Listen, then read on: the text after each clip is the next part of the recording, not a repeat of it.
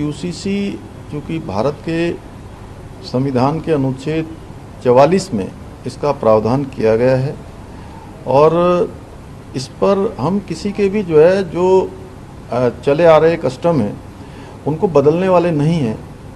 और वैसे तो ड्राफ्ट जब आएगा तो ड्राफ्ट बनाने वाली कमेटी ने देश भर के लोगों से बात की है। लॉ कमीशन भी उसमें सबसे बात कर रहा है। उससे पहले 2,35,000 लोगों से उनके मत यूसीसी कमेटी ले चुकी है। विभिन्न धार्मिक संगठनों के लोगों से, विभिन्न सामाजिक संगठनों के लोगों से, अनेक स्टेक होल्डरों से भी लगातार कमेटी ने बात की है और सभी के मत ले लिए हैं। उस पर कमेटी अपना कंक्लूजन कर रही है। कमेटी की एक बार रिपोर्ट आ जाएगी तो उसके बाद उसमें जो भी और विधिक परीक्षण होना है या और जो भी कानूनी रूप से किया जा सकता है, संवैधानिक रूप से किया जा सकता है, उस पर पूरी चर्चा के बाद, पूरा उसका आकलन करने के बाद उस पर आगे कार्रवाई होगी। कमेटी के किसी मेंबर से आपकी मुलाकात हुई है या प्रस्तावित है आज, क्योंकि वो भी दिल्ली में? नहीं, कमेटी के मेंबरों से कल मेरी मुलाकात हो चुकी है। सभी लोगों ने हमको बताया, उन्होंने कहा है कि हमने लगभग सारे संकलन कर लिए हैं। जल्दी ही कमेटी हमको ड्राफ्ट बनाकर दे देगी। तो तारीख वगैरह है सर जिसमें आपको ड्राफ्ट रिपोर्ट मिल जाएगी?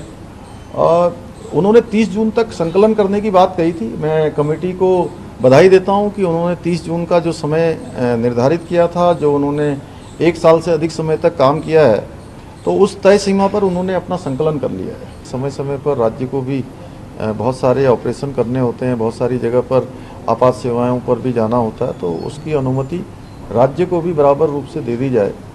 और साथ में कुछ स्थानों पर जो सैनिक बाहुल्य क्षेत्र होने के कारण से कैंटीन इत्यादि वह भी हमारे यहाँ पर अधिक खोले जाने की मांग लगातार की जाती रही है। रुद्रप्रयाग क्षेत्र में 30,000 से अधिक सैनिकों के बीच में सीएसडी कैंटीन न होने के कारण से उनको दूर दराज के क्षेत्रों में जाना पड़ता है, तो वहाँ पर कैंटीन की सुविधा के लिए वहाँ कैंटीन खोल दी जाए। साथ में ECHS का एक केंद्र वहाँ खोल दिया गया है, उसके लिए मैंने माननीय रक्षा मंत्री जी का धन्यवाद किया है।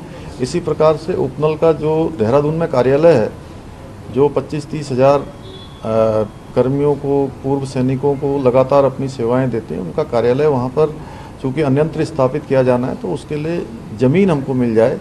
इसी प्रकार से देहरादून का जो जॉली ग्रांट का एयरपोर्ट है, उस एयरपोर्ट का विस्तार होना है, उसका विस्तारीकरण होना है, तो वहाँ पर 21 एकड़ ज़मीन NTRO की है। NTRO को हमने कहा है कि हम अन्य जगह पर ज़मीन दे देंगे, वहाँ की ज़मीन वो राज्य सरकार को दे दें, जिससे कि हम हवाई अड्डे का विस्तार कर सकें।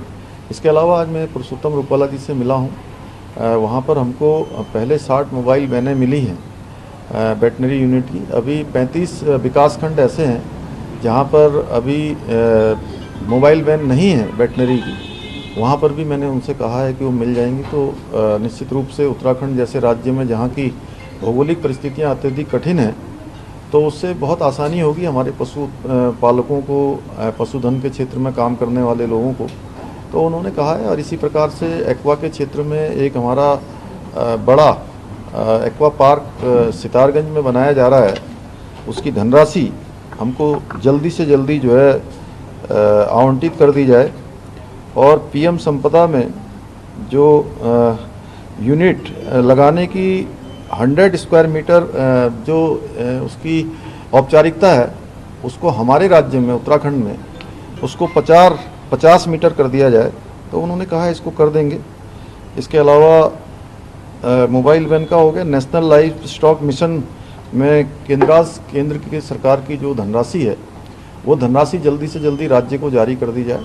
इन सभी मुद्दों पर बात हुई है और उन्होंने मुझे आश्वस्त किया है कि हम राज्य के अन्य मुद्दों पर भी, और राज्य को पूरी तरह से प्राकृतिक कृषि की ओर ले जाया जाए, यूरिया का उपयोग कम से कम किया जाए, और जो राज्य यूरिया का जितना कम उपयोग करेगा उसकी धनराशि 50% उस राज्य को वापस की जाएगी। तो हम सोचते हैं कि उत्तराखंड राज्य इस दिशा में एक अच्छी पहल करके राज्य का मॉडल राज्य बन सकता है। मैंने उनको आश्वस्त किया है कि हम इस पर काम करेंगे।